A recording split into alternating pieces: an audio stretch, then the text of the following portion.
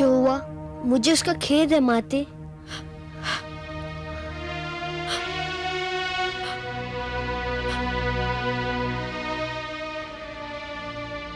जो हुआ पुत्र, उस पर खेद व्यक्त करने के अतिरिक्त और किया भी क्या जा सकता है।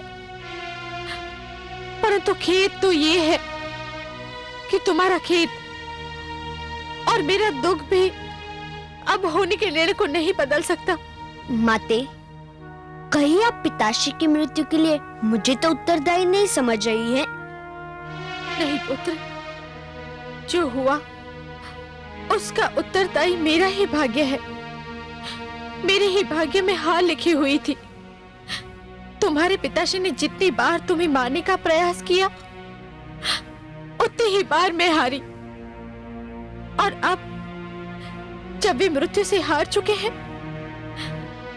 तब भी वास्तव में मेरी ही हार हुई है। परंतु पुत्र, ये मेरी अंतिम हार है। इसमें तुम्हारा कोई दोष नहीं है, कोई दोष नहीं है।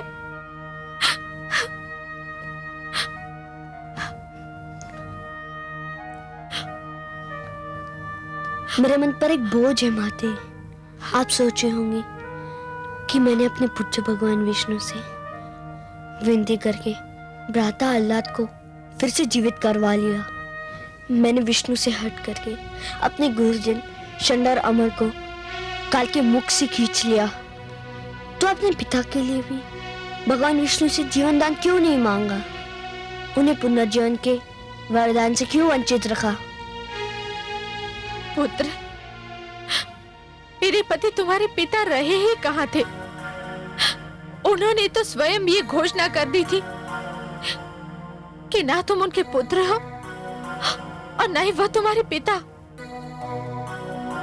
ये नाता तो उन्होंने अपने हाथों से तोड़ दिया था। प्रकृति का बनाया हुआ संबंध तो न जाने कब का उनके अहंकार की चौखट पर सिर पटक पटक कर दम तोड़ चुका था पुत्र। पर मैंने तो उस संबंध को कभी नहीं तोड़ा। मैं उस नाते को कभी नहीं भूला। मैं जानती हूँ पुत्र, इसीलिए तो मैं तुमको दोषी नहीं समझती हूँ। उन्होंने भगवान विष्णु से बैर किया और परिणाम वही हुआ जो भगवान के हर बैरी का होता है और होता रहेगा। कैसी विडंबना है ये, जो स्वयं को भगवान कहता था, सर्वशक्तिमान कहता था, जो स्वयं को दूसरों के प्राणों का रक्षक और स्वामी कहता था, वो अपने ही प्राणों की रक्षा न कर सका। तुमने पुत्र धर्म का पालन किया, परंतु मेरे पति पिता धर्म का पालन भी न कर सके। मैं पिता की छत्र छाया से वंचित हो चुका हूँ माते। मेरे सिर पर अब केवल आपकी छत्र छाया रह गई है। आपका प्रेम मेरा रक्षक रहा है। आपका आशीष मेरा रखवाला बना है। मुझे कभी स्वयं से दूर ना कीजिएगा। आपका स्नेह ही मेरे जीवन की सबसे बड़ी शक्ति है। मैं केवल ये कहने आया था कि अपने दुख में आप अकेली नहीं हैं। मैं आपके दुख का भागीदार हूँ। कुछ दुख ऐसे होते हैं पुत्र, जिनका कोई भागीदार नहीं बन सकता। हर व्यक्ति को ये दुख स्वयं सहने पड़ते हैं, चुपचाप अपने ही भीतर रह करके। अब तुम जाओ पुत्र, अभी बहुत कार्य शेष है। तुम जाकर इन कार्य को पूरा करो, अपना पुत्र धर्म निभाओ। मुझे कुछ आवश्यक निर्णय करना है।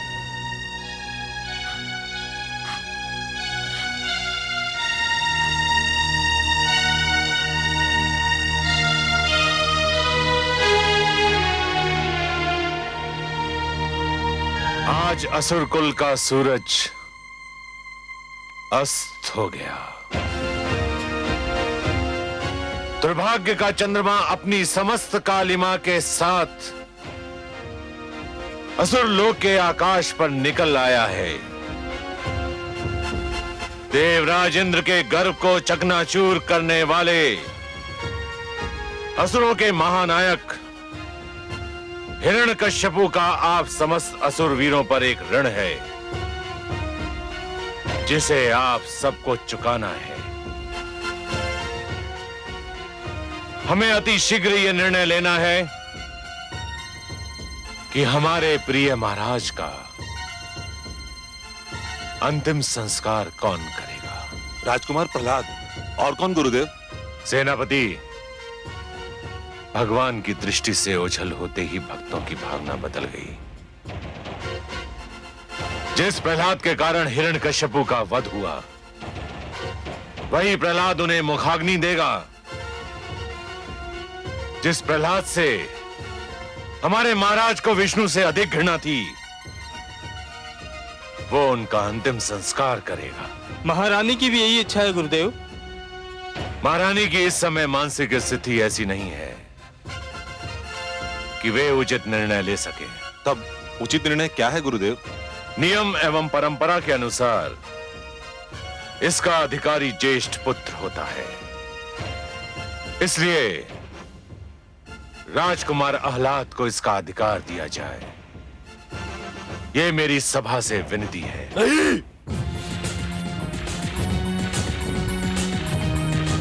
ना तो ये न्याय की दृष्टि से उचित है, ना तो धर्म की दृष्टि से। तुम इस सभा को यह बताने आए हो कि तुम महाराज हिरण्यकश्यपु के ज्येष्ठ पुत्र नहीं हो? नहीं गुरुदेव, मैं तो इस सभा को यह बताने आया हूं कि मैं आह्लाद महाराज हिरण्यकशिपु का पुत्र ही नहीं हूं। राजकुमार आह्लाद, महारानी कायाधु ने आपको जन्म दिया है और मैंने आपका नामकरण किया था आह्लाद। सत्य है, किंतु इससे बड़ा सत्य यह है कि आपने मंत्र पढ़े, आपने महाराज हिरण्यकशिपु से संकल्प करवाया और मुझे पूरी धार्मिक रीति से महारानी सिंगिका की गोद में डाल दिया गया। महारानी सिंगिका मेरी माताश्री थी, मैं महाराज विप्रचिति का पुत्र हूं। इसलिए सामंतगणों, महाराज हिरण्यकशिपु की अंतिम क्रिया का अधिकार केवल प्रहलाद को है। ये उसी का अधिकार है, नियम से भी धर्म से भी। इसके उपरांत भी यदि आप लोगों ने आज प्रहलाद से उसका अधिकार छीनने की चेष्टा की तो मैं कह देता हूं, महाराज हिरण्यकशिपु का मृत शरीर बिना अंतिम संस्कार के ही पड़ा रहेगा।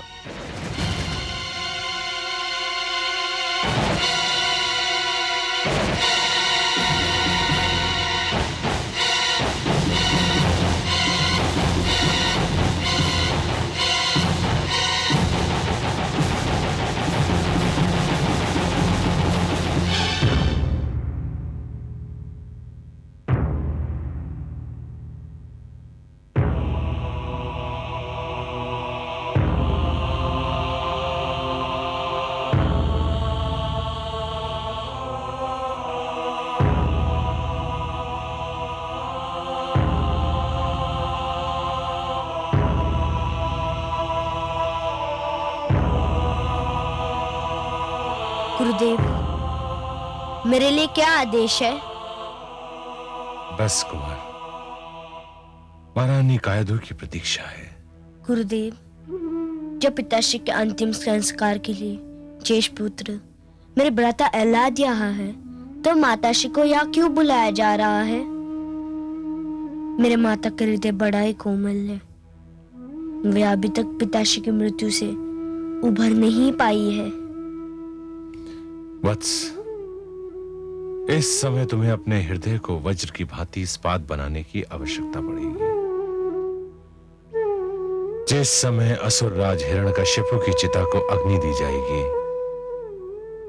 उस समय तुम्हारी माता महारानी कायाधु भी इसी चिता पर होंगी। क्या?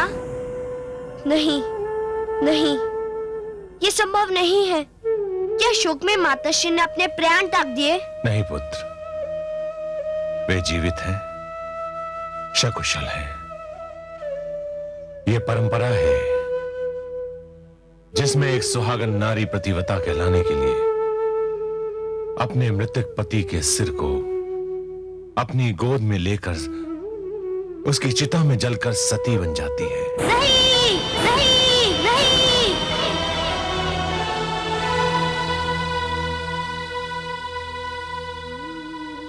आग का जो भयानक खेल मैंने अपने बुआशी के साथ देखा है, वही खेल आप लोग मेरी माताश्री के साथ परंपरा के नाम पर खेलना चाहते हैं, तो मैं वो खेल नहीं होने दूंगा। मैं आज इस भयानक परंपरा को अपने पिताश्री की चिता में जलाकर समाप्त कर दूंगा गुरुदेव।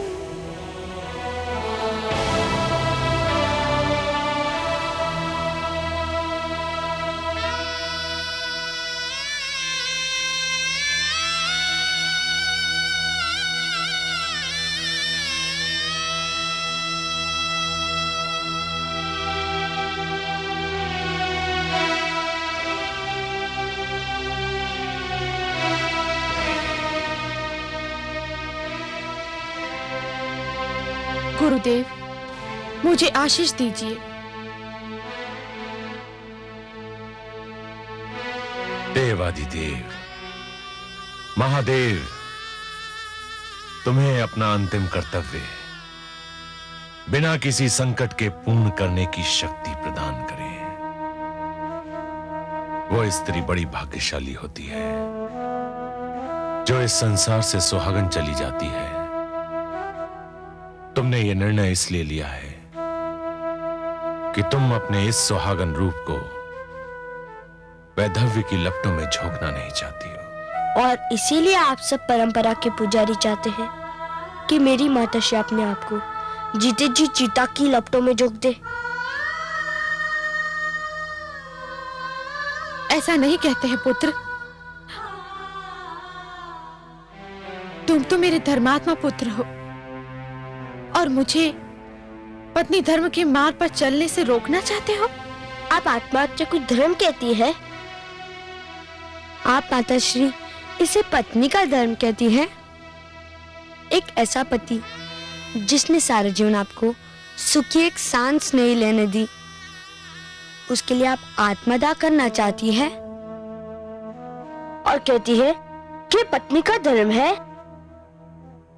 पुत्र, हाँ माते, आपका उनके प्रति धर्म अभी भी शेष बचा है जो जीवित नहीं है, और उनके प्रति आपका धर्म समाप्त हो गया है जो अभी भी जीवित है। क्या आपका माता होने के नाते कोई धर्म नहीं है? क्या संतान के प्रति आपके सारे उत्तरदायित्व समाप्त हो गए? नहीं पुत्र, मैं जानती हूँ तू अभी बहुत छोटा है, किंतु तुम्हारे लिए इतना बड़ा साम्राज्य है। ये हमारा नहीं है माते।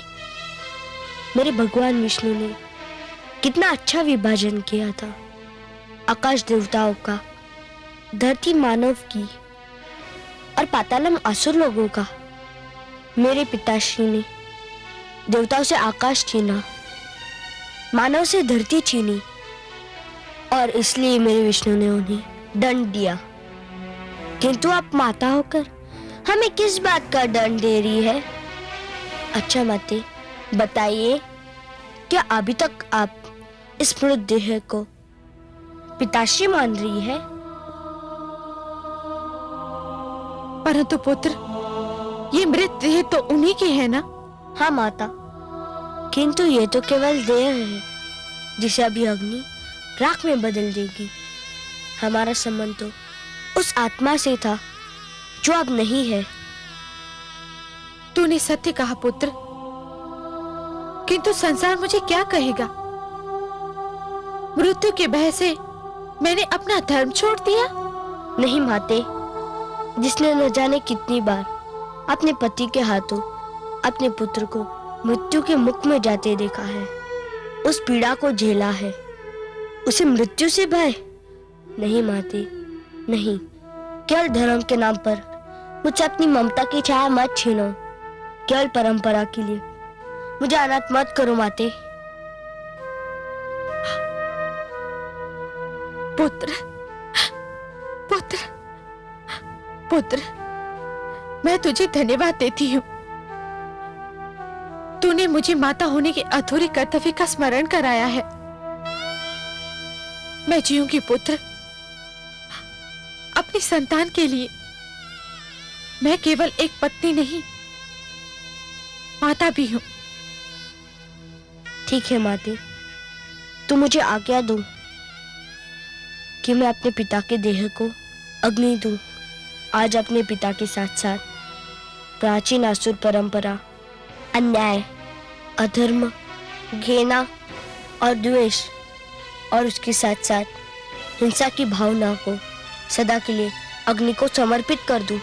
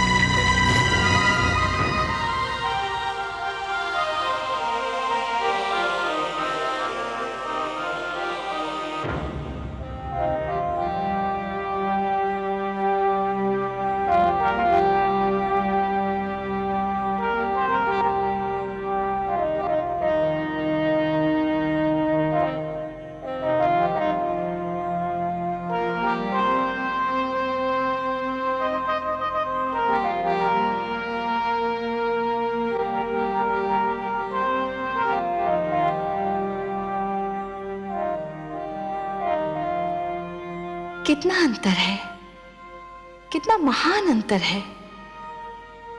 कैसा अंतर महादेवी? आपको किस बात में अंतर दिखाई दे रहा है? इस रूप में कमल नयन जो मैं अब देख रही हूं और उस रूप में जो मैंने हिरण्यकशिपु के वध के समय असुरलोक में देखा था। कहाँ ये पुष्प की भांति खिला हुआ मुख जिस पर उषा की लालिमा बिखरी हुई है, ये शांत और क्षीर सागर जैसे नयन जिनमें कोई उतरता चला जाए तो भी उसकी गहराई नहीं नाप सकता। ये समस्त सृष्टि को सुख और संतोष देने वाली मुस्कान जिसको देखते ही आपके चरणों में हृदय अर्पित करने को मन करे, और कहा वो विकराल रूप जिसे देखते ही हृदय में कंपन आरंभ हो जाए। आंखें मूंद लेती हूं डर से, उसके बारे में सोचती भी हूं तो शरीर में झुरझुरी सी दौड़ जाती है। कितना अंतर है आपके दोनों रूपों में। महादेवी, आज तो हमारा सौभाग्य है कि आप प्रेम सुधा की वर्षा हम पर कर रही हैं। मैं तो आपसे पहले भी कह चुका हूं महादेवी कि अपने भक्तों के उद्धार के लिए मैं कोई भी भयानक रूप भी धारण कर सकता हूं। भक्ति की शक्ति मुझसे वो सब करा सकती है जिसकी कल्पना भी नहीं की जा सकती। परंतु वो क्रोध जैसे ज्वालामुखी फट पड़ा हो, जैसे समस्त सृष्टि में भूकंप आ गया हो, जैसे सागर अपनी सारी शक्ति के साथ बिफर उठा हो। मैं तो समझी थी कि आज सृष्टि का पालनहार स्वयं ही सृष्टि का संहार करने पे तुला हुआ है। सत्य तो यह है कि मैं अत्यंत भयभीत हो उठी थी कमल नयन, अत्यंत भयभीत। महादेवी, मैं सब कुछ सहन कर सकता हूं महादेवी, परंतु यदि कोई व्यक्ति अभिमान में यह कहने लगे कि वह स्वयं ही ईश्वर है, मैं उसे कदापि सहन नहीं कर सकता। मैं ये भी सहन नहीं कर सकता महादेवी कि अहंकार को यह भ्रम हो जाए कि उसने सदाचार पर सदा के लिए विजय प्राप्त कर ली है। अंधकार को यह भ्रम हो जाए कि उसने प्रकाश पर विजय प्राप्त कर ली है, या फिर असत्य इस भ्रम में पड़ जाए कि उसने सत्य पर विजय पा ली है। पर मैं क्या करूं कमल नयन? मैं तो आपके इसी रूप पर मोहित हूं जो इस समय मेरे नेत्र देख रहे हैं, यही सुंदर मुखड़ा मेरे मन में बसा हुआ है। ये मुकुटधारी ललाट, यही सूर्य और चंद्र को लजाने वाला सुंदर मुखड़ा, ये दीप समान जगमगाते नेत्र, इसी को देखकर ही तो मैंने अपना हृदय आपके चरणों में रख दिया था। महादेवी, यदि आपकी यही इच्छा है कि मैं ऐसा भयानक रूप कभी धारण ना करूं, तो मैं आपको यह वचन देता हूं, इसके आगे कभी ऐसा रूप धारण नहीं करूंगा जिसे देखकर आप भयभीत हो।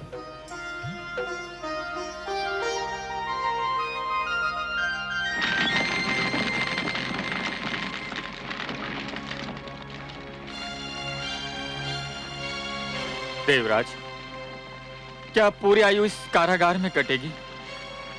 अब तो अमृतपान भी महंगा लगने लगा। यदि अमृत ना पिया होता तो हिरण्यकश्यपु हमारा वध कर देता और हम सब इस कारागार की घुटन से मोक्ष पा जाए। ये सारा किया धरा ब्रह्मा जी का है, अपने ब्रह्मा जी का। न दिन में मरो न रात में, ये भी कोई वरदान है? न दिन में मरो न रात में, तो कब मरो? उनसे चतुर तो अपने अग्निदेव निकले। इतनी चतुराई से वरदान दिया कि हिरण्यकश्यपु अपनी बहन को नहीं बचा पाया। परंतु हे देवराज, अब हमारा होगा क्या? अब आप लोग मुक्त हैं।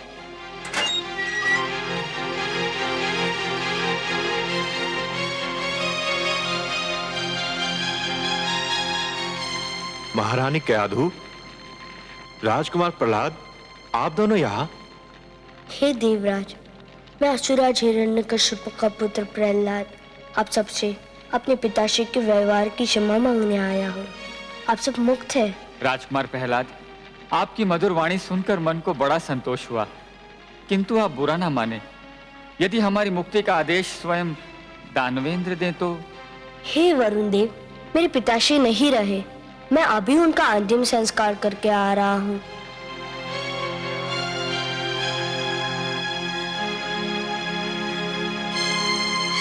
मेरा पुत्र सत्य कह रहा है।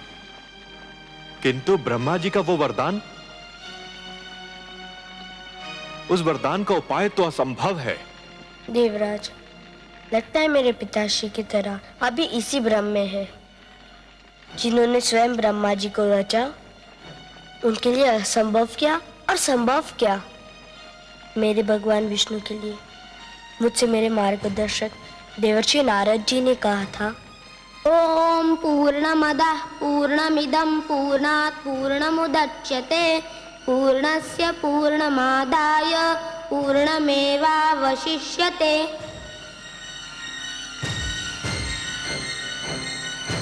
मेरे विष्णु के समक्ष जाकर तो प्रश्न भी उत्तर बन जाता है। नारायण नारायण। देवर्षि प्रणाम।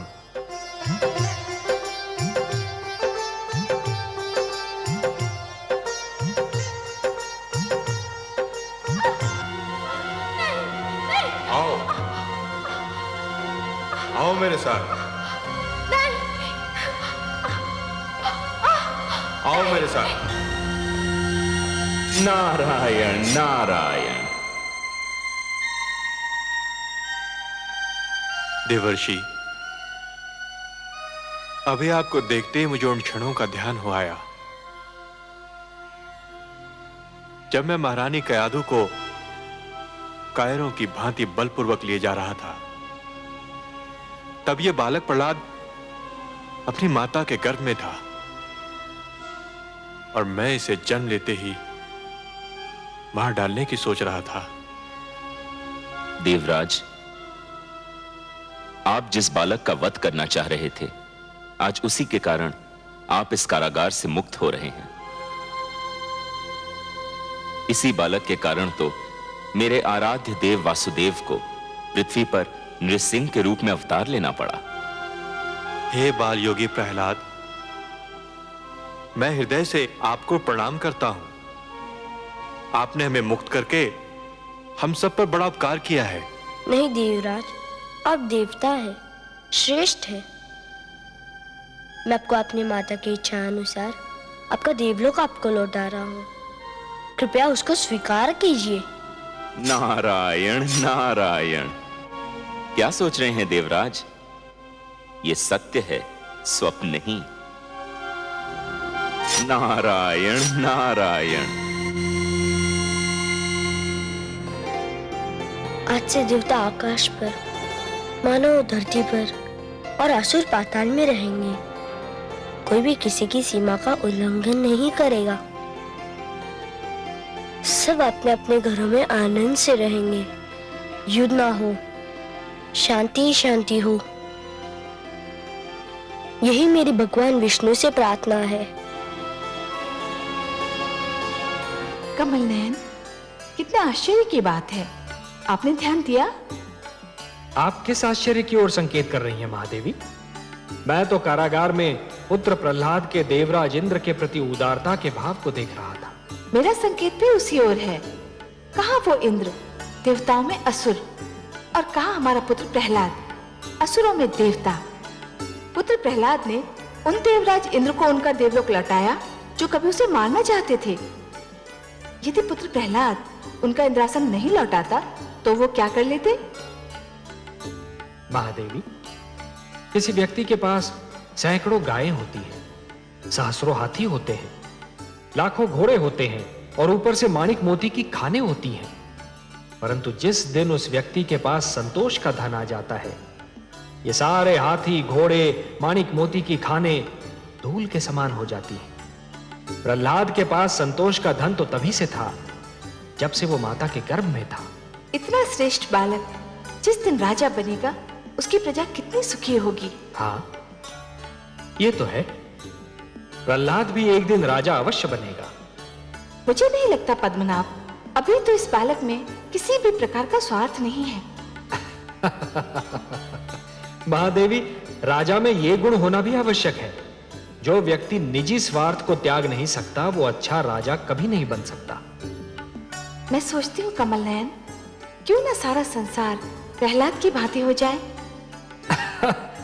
महादेवी, जैसे स्वाति की हर बूंद मोती नहीं होती, जैसे कोयले की हर खान में हीरा नहीं होता, जैसे असंख्य तारों के बीच एक ही चंद्रमा होता है और समस्त ग्रहमंडल में एक ही सूर्य होता है, वैसे हर प्राणी प्रहलाद तो नहीं हो सकता ना महादेवी। एक इतिहास पुरुष को बनाने के लिए मुझे असंख्य प्राणियों को जन्म देना पड़ता है, और इसीलिए है महादेवी, प्रहलाद की महिमा के लिए हिरण्यकशिपु का होना आवश्यक है। आप सत्य कहते हैं पद्मनाभ। वो देखिए कमल नयन, पुत्र प्रहलाद शुक्राचार्य के आश्रम की ओर क्यों जा रहा है? महादेवी, दैत्य गुरु शुक्राचार्य असुर लोक को त्याग कर जाने वाले हैं। हो सकता है कि पुत्र प्रहलाद शिष्टाचार के नाते उन्हें विदा करने जा रहा हो। क्या कह रहे हो तुम? मस्तिष्क फिर गया है तुम्हारा। गुरुकुल छोड़कर कहां जाओगे? उस मार्ग पर जिस पर प्रहलाद के ज्ञान का उजाला फैला हुआ है, उस मार्ग पर जो सत्य का मार्ग है, धर्म का मार्ग है, कल्याण और मन की शांति का मार्ग है। पिताश्री,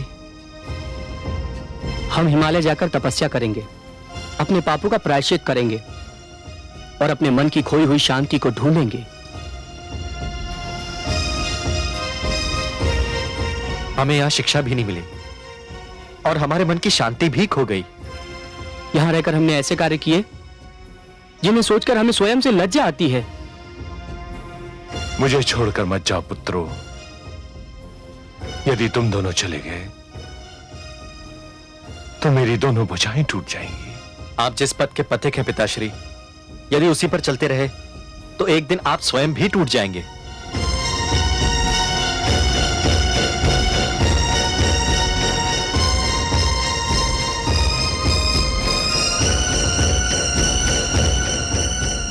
हमें आज्ञा दीजिए पिताश्री।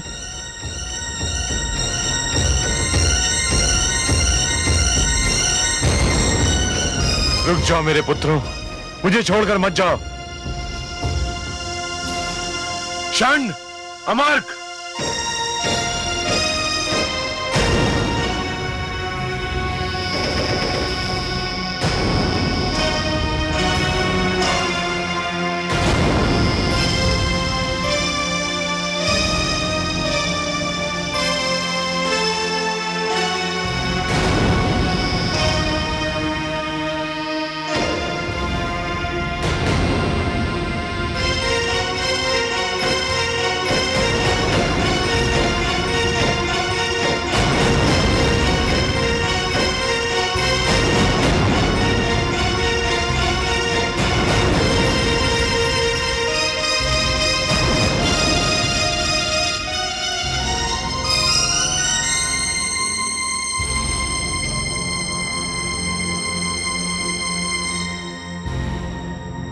आयुष्मान भव। मुझे जैसी ही सूचना मिली मैं आपके पास चला आया गुरुदेव। किंतु वत्स, मुझे विदा करने के शिष्टाचार की अब कोई आवश्यकता नहीं है। मैं आपको विदा करने नहीं आया हूँ, तब मैं आपको रोकने आया हूँ।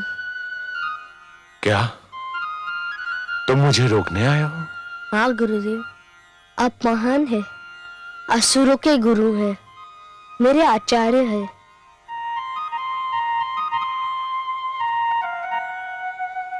किंतु अब तुम्हें मेरी क्या आवश्यकता है? तुमने हिंसा, द्वेष, घृणा तथा असुरों की परंपरा को अपने पिता की अर्थी के साथ कंधा दे दिया है। तुम्हारे राज में तो अब केवल विष्णु के मानने वालों को ही स्थान मिलेगा। नहीं गुरुदेव, मानने का संबंध विश्वास से है। जो ईश्वर को मानेंगे वे मेरे हैं, जो नहीं मानेंगे वे भी मेरे हैं। मेरा ईश्वर पर इतना अटल विश्वास है कि ये मानने लगा कि ईश्वर को मनवाने की कोई आवश्यकता नहीं है। वे अपनी परम शक्ति स्वयं मनवा लेते हैं। मेरी निजी मान्यता का संबंध आपसे नहीं है गुरुदेव। मैं आसुरों की संस्कृति के विरोध नहीं हूँ। मुझे तो आपसे नीति की शिक्षा लेनी है, शस्त्र विद्या सीखनी है। एक पराजित व्यक्ति से शिक्षा ग्रहण करना चाहते हो? नहीं गुरुदेव, आप पराजित नहीं है। कोई भी पराजित नहीं हुआ। पराजय हुई है दोषपूर्ण सिद्धांतों की, दोषी नियमों और परंपराओं की। आप तो कल भी आचार्य थे और भविष्य में भी आचार्य रहेंगे।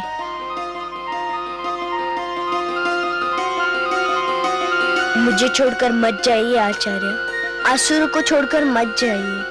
मैं आपके मार्ग में पड़ा हूं। यदि जाना है तो मेरे मस्तक पर पैर धर के निकल जाइए। उठो पुत्र। पुत्र, मैं संसार में अपने आप को सबसे बड़ा हठी समझता था, किंतु मैं तुमसे हार मानता हूं। मैं नहीं चाहूंगा। मैं तुम्हें शिक्षा दूंगा, नीति की, शस्त्र की, ज्ञान विज्ञान की, किंतु तुम भी मुझे वचन दो कि तुम मुझसे विष्णु भक्ति की हट नहीं करोगे। मैं वचन देता हूँ, आपके ओर से भी उनकी भक्ति मैं कर लूंगा। आप तो बस मेरे मस्तक पर अपना हाथ रख दीजिए।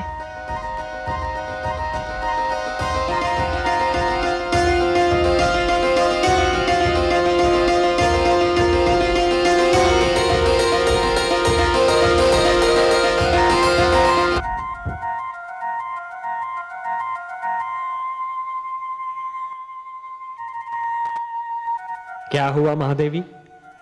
आपने तो कहा था कि पुत्र प्रहलाद संकट को विदा करने जा रहा है। संकट? कैसा संकट महादेवी? मेरा तात्पर्य शुक्राचार्य से है। शुक्राचार्य? क्या हुआ, वो सकुशल तो हैं? शुक्राचार्य तो सकुशल हैं, किंतु मेरे पुत्र प्रहलाद की कुशलता का क्या होगा? अब क्या किया आपके पुत्र ने? क्या किया? उसने अपने आंगन में नाग पाल लिया है। अब नाग तो उसे डसेगा ही। महादेवी, आपने चंदन का वृक्ष देखा है? देखा है कमल नयन। चंदन के वृक्ष के चारों ओर नाग ही नाग होते हैं, पर उनके विष का प्रभाव चंदन के वृक्ष पर पड़ता ही नहीं। अपना प्रहलाद भी चंदन है। ये बात उपहास में टालने वाली नहीं है वासुदेव। पुत्र प्रहलाद कितना सीधा, कितना सरल है। शुक्राचार्य रूपी संकट अपने आप टल रहा था। अच्छा भला वो जा रहा था, किंतु पुत्र प्रहलाद ने अपने सबसे प्रबल विरोधी को अपने साथ रख लिया। ये क्या नीति हुई कमल नयन? महादेवी, बच्चा है, अबोध है, सीख जाएगा। अच्छा ये बताइए कि क्या आप जानती हैं कि सबसे बड़ा नीतिज्ञ कौन होता है? नहीं नारायण।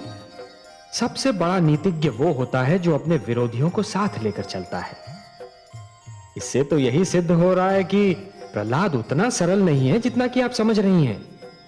अब ये तो देवर्षि नारद से ही पता चलेगा कि नीति की शिक्षा उन्होंने प्रहलाद को कब दी। आपकी बातें तो कभी कभी मेरी समझ से परे हो जाती हैं वासुदेव। महादेवी, हमारे प्रहलाद को राजा बनना है और एक अच्छे शासक के विरोधी तो होने ही चाहिए। जब तक उसके विरोधी नहीं होंगे वो सतर्क नहीं होगा, सावधान नहीं होगा और प्रजा में प्रिय भी नहीं होगा। आज समस्त संसार में दैत्य गुरु शुक्राचार्य से श्रेष्ठ राजनीति का कोई आचार्य नहीं मिलेगा।